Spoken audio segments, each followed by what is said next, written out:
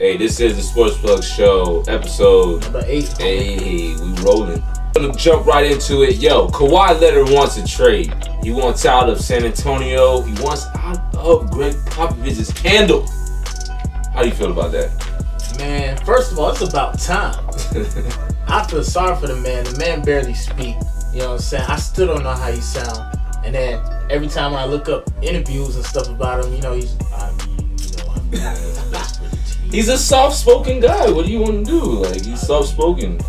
So, do you really think that he called up the Spurs offices like, look, bro, I need this trade. I can't handle it. Like, does that sound like a Kawhi Leonard type move? Allegedly, the report is that him, Greg Popovich, and Tim Duncan had a meeting in New York. Oh, word? When they had this meeting, it didn't turn out too well. Oh, dang. Them boys are starting to fight. Not only that, I think Kawhi Leonard didn't go by himself. Kawhi Leonard went with his agent and a couple of his peoples. Yeah, like, he came with people that's going to look out for him and not just be overwhelmed by Tim Duncan and Greg Popovich. Like, if it was just him and Greg Popovich, I'd have been like, all right, he's staying with San Antonio. Like, but he was like, yo, I'm trying to leave. Y'all handled my quad injury the wrong way. And this is what it's all about. It's about his quad injury. Look how petty people are. We talking about injuries. And he wants to leave. So, I don't know if Kawhi called him like, I want to trade. I think it was more like you said, he's soft-spoken. So, I don't think I want to be here anymore. That's what he said. I don't want to really do this no more. So, I have a question with that being said. Do you really think it was only because of the quad? Because I personally think he probably would have gave it a go this season, just playing at least a couple games. Totally. If the team wasn't like on him to like trying to rush it back to playing again. But I think honestly he just got tired of just being in that system. He got himself a championship ring under Tim Duncan and the Finals MVP. He seems disciplined, and San Antonio that's a team where I'm not sure if you can like be a radical individual. You know what I'm saying? You can't be a Russell Westbrook out there. Especially dealing with Popovich. So, this is going to segue to our next topic on this subject. What are the possible destinations? So, you say he wants to go to LA. Yeah, so... What are all the, like, realistic you think? All right, so the possible destinations of Kawhi Leonard is he does demand a trade to LA. All right, so he doesn't want to go to LA, but from a smart business standpoint, you never want to trade to the same conference, especially a superstar player like Kawhi Leonard. Facts. So I'm thinking about East teams. I'm thinking of the 76ers. I'm thinking of the Boston Celtics. Oh my gosh. Anyways, I'm thinking of a team where they're lottery picks, like the Charlotte Hornets or the Orlando Magic. These teams who have assets to send back to San Antonio. San Antonio is not going to take nothing less than a rising young superstar and draft picks. So him going to the West, no. There's no way Greg Popovich is going to make a super team again. So true. I hear you. So what if you had a chance to get rid of Kawhi Leonard and receive LeBron James? LeBron James seems like he wants out of Cleveland. Let's say Cleveland wants to just, jump the gun and say no. Whether you're not gonna have us waiting all summer until July to find out whether or not you're gonna stay. Forget what you got going on, LeBron. We're gonna trade you. Is Kawhi Leonard and LeBron James an up and up trade for you? Nothing else. No draft picks, no other players, just Kawhi Leonard for LeBron James. The only way I would see like another player being added into the trade would have to come on like the Cavs side or like somebody with LeBron. Wow. Only because of his age. You gotta take into consideration his age. You're right. Kawhi's a little bit younger, but like if it was just the deal, who do you think would get the better end of that deal? It would obviously be the Cleveland Cavaliers to me. I think so too. Just because of, like you said, the age of LeBron James. I mean, I don't see him stopping anytime soon. But the system that San Antonio has in play, you know who the main guy is in San Antonio. It's Greg Popovich. It's no player there. It's no superstar there. It's just Greg Popovich. Greg Popovich, just like the Boston Celtics, have a great head coach. And they depend on that head coach to get them to finals and championships and Western Conference finals and stuff like that. Kawhi Leonard is the catalyst right now. Who knows if Kawhi Leonard does get traded to LA, then it'll be LeBron with Lonzo. Maybe Lonzo will go to Cleveland.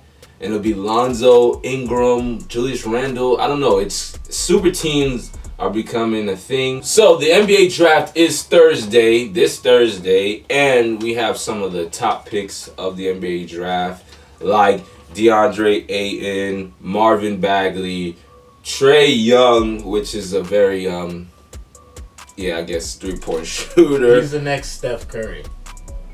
All right, maybe they were hyping him up during the season because he had a little run, 30-point games here and there, but he was making some ridiculous shots. I didn't even know Steph Curry was the next Steph Curry, so I don't. I don't know what he's gonna be. He's shorter than Steph Curry. Steph Curry 6'3", he's 6'1". He said he could lock up.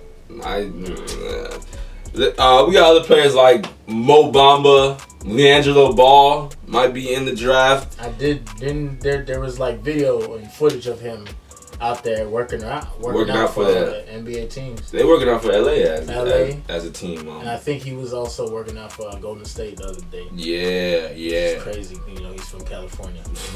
And then we got Wendell Carter. And then my personal favorite is Dante DiVincenzo. I'm telling you right now, this guy's going to be a superstar. He's going to be better than any other pick on there except for DeAndre Ayton. But Dante DiVincenzo, remember this. I'm going to pull the highlights up. He's a beast. He's a baller. He's only a freshman. I think he's only 20. My players to look out for in the NBA draft is Luka Doncic. Yeah. Now, I actually got a chance to watch some film on this cat.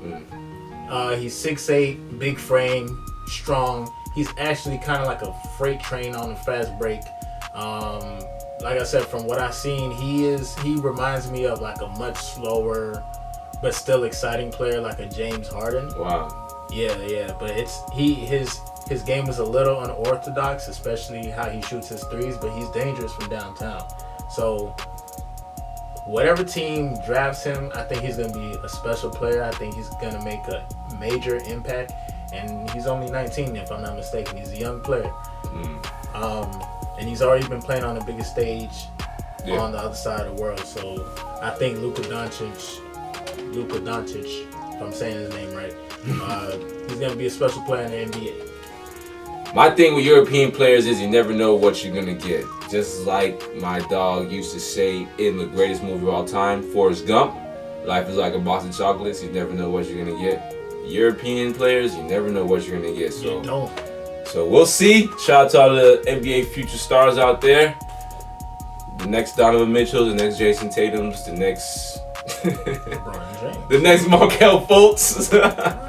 Just fix your shot. That's it. Hey, you can be the next Markelle Fultz. Just fix your shot. And you can sit on the bench all season if you want.